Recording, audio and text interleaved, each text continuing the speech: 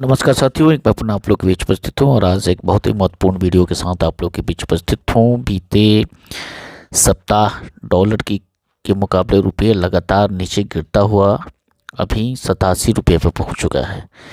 87 रुपये से भी नीचे चला गया है। तो इस वीडियो में हम लोग जानेंगे कि रुपये के रिकॉर्ड स्तर तक गिरने के क्या कारण है कि रुपया इतना गिरता चला जा रहा है और इसके बाद इसका प्रभाव क्या पड़ रहा है हमारे अर्थव्यवस्था पर, भारतीय अर्थव्यवस्था पर।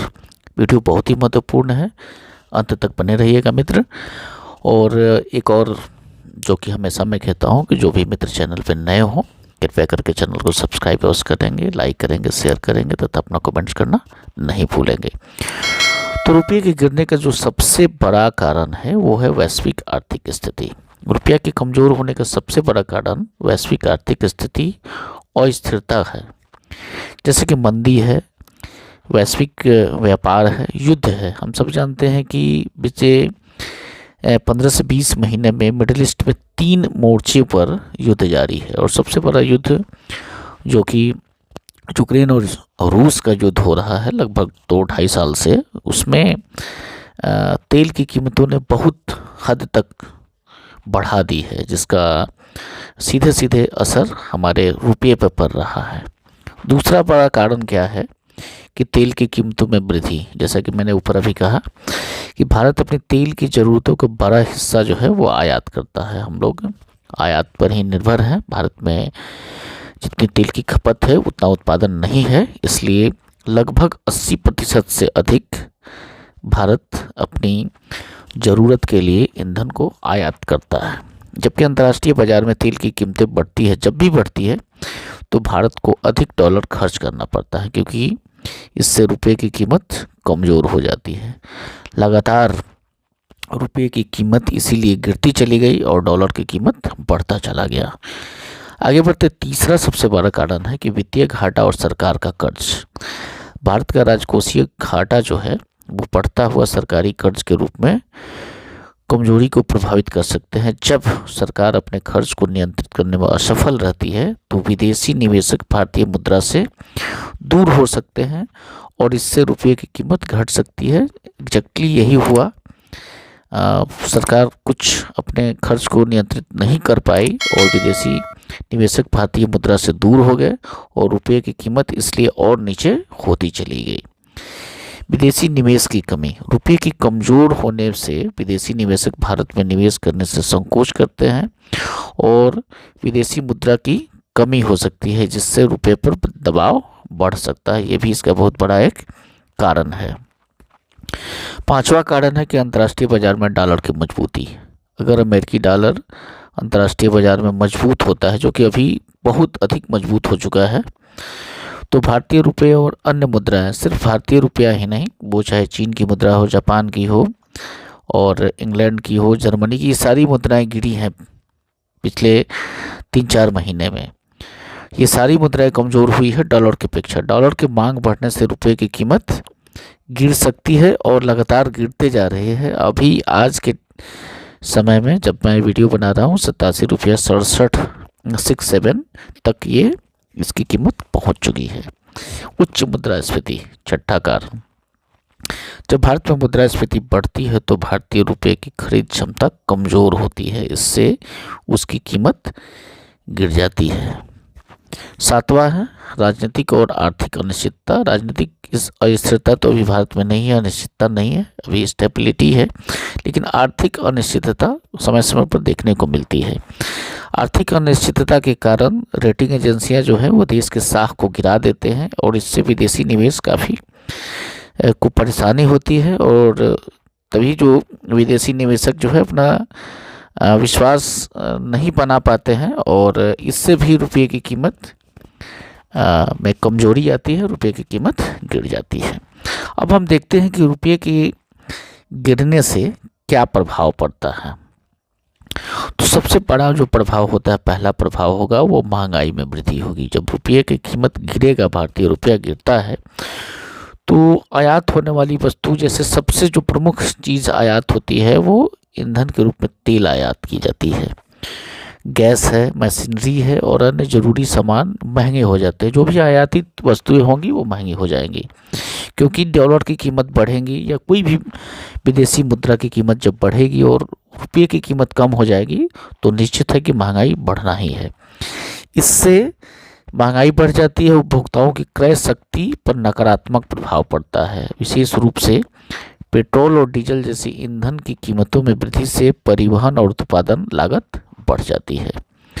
दूसरा सबसे बड़ा प्रभाव क्या पड़ता है कि आयातित वस्तुओं की कीमतें बढ़ना। रुपए की कमजोरी से आयातित वस्तुओं की कीमतों में वृद्धि होती है। पेट्रोल, गैस, कच्चे तेल, मशीनरी, रक्षा उत्पाद, खाद्य पदार्थ आदि महंगा हो जाता है, जिससे भारतीय उपभोक्ता का उच्च कीमत चुकाना पड़ता है। तीसरा प्रभाव क्या पड़ेगा? विदेशी निवेशकों का विश्वास प्रभावित होना। निश्चित है कि कोई भी देश की कीमत जो वहाँ की मुद्रा जब नीचे गिरती चली जाएगी तो विदेशी निवेशक का विश्वास डोलेगा और निवेश करने से वो कतराएगा। जब रुपए की कीमत गिरती है तो विदेशी निवेशक को जोखिमपूर्ण लगता है, क्योंकि उनका डॉलर या अन्य विदेशी मुद्रा में व्यापार होता है। इससे भारतीय बाजार में निवेश को वो निकाल सकते हैं और भारतीय शेयर बाजार और ब्रांड जो बाजार है उसमें भी गिरावट आ सकती है, जिससे अर्थव्यवस्था पर दबाव पड़ सकता है और यही पिछले 2-3 सालों में हुआ है। चौथा प्रभाव क्या पड़ेगा कि बढ़ता हुआ व्यापार घाटा। जब रुपए की कीमत गिरती है तो आयात महंगे हो जाते हैं और व्यापार घाटा जो इंपोर्ट एक्सपोर्ट इम्बैलेंस है वो बढ़ जाता है। भारत को अपनी विदेशी वस्तुओं के भुगतान डॉलर में करना पड़ता है और रुपए की कीमत गिरती है तो भारत को अधिक से अधिक रुपया खर्च करना पड़ता है। इससे व्यापार घाटा बढ़ सकता है और देश की वित्तीय स्थिति प्रभावित हो सकती है। पांचवा जो प्रभाव होता है रुपये के गिरने से वो है कर्ज का बोझ बढ़ना। भारत ने विदेशी मुद्रा में कर्ज ले लिया है तो रुपये की कमजोरी के कारण इस कर्ज का बोझ और अधिक बढ़ जाएगा, क्योंकि रुपये की कीमत नीचे गिर जाती है और कर्ज तो उतना ही देना है लेकिन उसके लिए ज़्यादा कीमत चुकानी पड़ती है। विदेशी कर्ज का ब्याज का भुगतान अधिक रुपये खर्च हो सकता है, क्योंकि डॉलर की कीमतें बढ़ी होती है और उससे सरकारी और कंपनियों के अतिरिक्त वित्तीय दबाव बढ़ जाता है। पांचवा है प्रभाव, कुछ सकारात्मक प्रभाव भी पड़ सकता है, जैसे कि निर्यातकों को लाभ। ये रुपये की कीमत गिरने से निर्यातकों को लाभ होगा। रुपये की कमजोरी निर्यातकों के लिए एक सकारात्मक पहलू हो सकती है। जब रुपये की कीमत कम होती है तो भारतीय उत्पाद की कीमत वैश्विक बाजार में सस्ती हो जाती है। इससे क्या होगा कि भारतीय निर्यातकों को अपने उत्पाद को वैश्विक बाजार में बेचने में मदद मिल सकती है और निर्यात बढ़ सकते हैं। तो निर्यातक इस समय अपना फ़ायदा उठा सकते हैं, अपना सामान को विदेशी बाजार में बेचकर अधिक से अधिक मुनाफा कमा सकते हैं। इससे एक और अच्छा प्रभाव ये हो सकता है कि जो भी विदेश के लोग हैं, चाहे अमेरिका हो चाहे दूसरे देश के लोग हों, वो अगर भारतीय रुपया कमज़ोर है तो भारत की तरफ पर्यटन के रूप में आ सकते हैं, क्योंकि उनके लिए अभी सस्ता होगा। तो यहाँ पे अगर पर्यटन क्षेत्र को अगर भारत सरकार विकसित करे तो रुपये की गिरती हुई कीमत को कुछ संभाला जा सकता है, क्योंकि जो होटल का व्यवसाय है, जो पर्यटन व्यवसाय है, धार्मिक पर्यटन है, इन सारी चीज़ों के माध्यम से इस गिरती हुई रुपये को भी संभाला जा सकता है, घरेलू पर्यटन को बढ़ावा दे करके। जो एनआरआई या ऐसे जो विदेशों में रहने काम करने वाले जो लोग हैं, वो लोग अच्छा खासा पैसा कमाकर अभी भारत में अपनी स्थिति को सुधार सकते हैं। तो ये भी एक फ़ायदा है, एक सकारात्मक पक्ष इसको कहा जा सकता है। बाकी नकारात्मक पक्ष तो बहुत सारे हैं।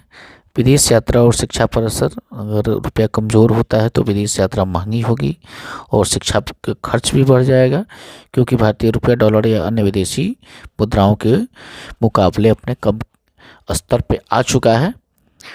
और एक और अंत में प्रभाव ये हो सकता है कि सार्वजनिक और निजी क्षेत्र के निवेश क्षमता पर भी प्रभाव पड़ सकता है। इससे रुपये की कमजोरी के कारण निजी और सार्वजनिक क्षेत्र की कंपनियों को आयातित मशीनरी, कच्चे माल, उपकरणों आदि के लिए अधिक से अधिक खर्च करना पड़ता है। इससे उत्पादन की लागत बढ़ सकती है और उनकी प्रतिस्पर्धा जो है प्रतिस्पर्धात्मकता पर असर पड़ सकती है। इस प्रकार हम देख सकते हैं कि रुपये के गिरने का प्रमुख कारण क्या था और उसका प्रभाव क्या है। तो उम्मीद करता हूँ यह वीडियो आपको बहुत अधिक पसंद आएगा। वीडियो अच्छा लगा हो तो इसे अपने मित्रों के पास शेयर अवश्य करेंगे। बहुत बहुत धन्यवाद मित्र।